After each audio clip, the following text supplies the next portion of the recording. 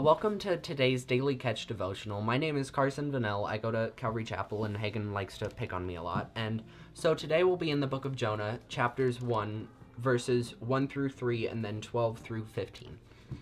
So in the Jonah chapter 1, it says, "Now the word of the Lord came to Jonah, the son of Amittai, saying, Arise, go to Nineveh, that great city, and call out against it, for their evil has come up against me." But Jonah rose to flee to Tarshish from the presence of the Lord. He went down to Joppa and found a ship going to Tarshish. So he paid the fare and went down into it to go with them to Tarshish, away from the presence of the Lord. So in this passage, the Lord is calling out to Jonah and telling him, hey, Nineveh is this big city that sinned against me, like Boise or Los Angeles or a lot of the California cities, you know. But Jonah was like, I don't want to do that because I am scared of what will happen to me if I do that. So he decides to book it away from Nineveh and go to Tarshish, which is really far away from him as opposed to Nineveh. And so he books it out of there and he tries to flee from the presence of the Lord. But the Lord is always with us in spirit, and he'll always be there with you. So what's happening is he is fleeing from the presence of the Lord, but just like in our lives, when we get upset with the Lord, or we're like, I don't want to go talk to them or sit with those people because I don't like them, we will be doing what we want to do. And we'll decide, I don't really like those people, or Lord, I don't think I want to do that, so we'll go and do our own thing. And so after this, Jonah gets on a ship to go to Tarshish, and the Lord sends this big storm to the ship to punish them, and he is sleeping on the bottom of the ship, and this could mean he's in the bottom, like lowest point of his relationship with God, and everyone else is freaking out because of the storm, and they're calling out to their own false gods and their false idols, saying, please stop this storm for us. And so someone comes and gets him from them in verse 6, and he says and the captain said to him, what do you mean, you sleeper? Arise, call out to your God. Perhaps the God will give a thought to us that we may not perish.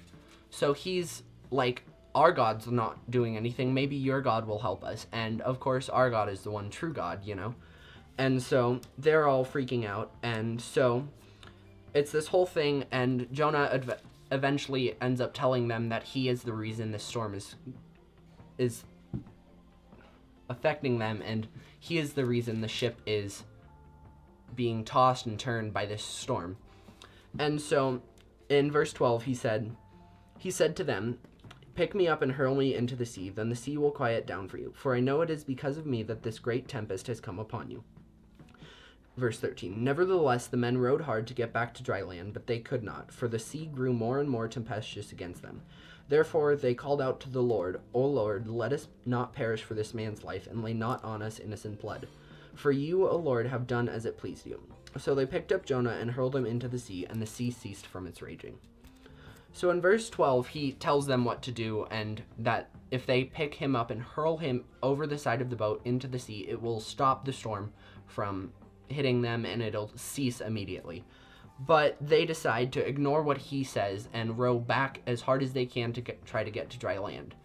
So in our lives, when we disobey God, that can cause other people to disobey what you are saying or what you are asking them to do, even if it is the best course of action. And in verse 14, they end up calling out to the Lord, the one true Lord. O Lord, let us not perish for this man's life, and lay not on us innocent blood. For you, O Lord, have done as it pleased you. So they picked up Jonah and hurled him into the sea, and the sea ceased from its raging. So in verse 14, they end up calling out to the Lord. So just as the Lord, or our disobedience can cause people to stray away from the Lord, our disobedience can also cause people to come to the Lord. So these people were all, in 7 verses ago, they were all calling out to their false gods and their false prophets. And in verse 14, they're calling out to the true Lord, which is pretty amazing to see that the Lord is able to use our disobedience and failures to work in others' lives to bring them to him. And in verse 15, they pick up Jonah and hurl him into the sea, and the sea ceased from its raging. And we can infer that the sea ceased immediately. Just so the Lord just stopped the storm just like that. Like, in Matthew sometime, the Lord is sleeping and he's with his disciples, and the storm is happening, and the disciples are all freaking out, and they come to the Lord and they're like, Lord, stop this storm for us so that we may not perish. And so they ended up not having faith in the Lord, and betrayed his trust, just like Jonah disobeyed the Lord. And that is all the Lord has for you today. Thank you for joining us, and have a blessed day.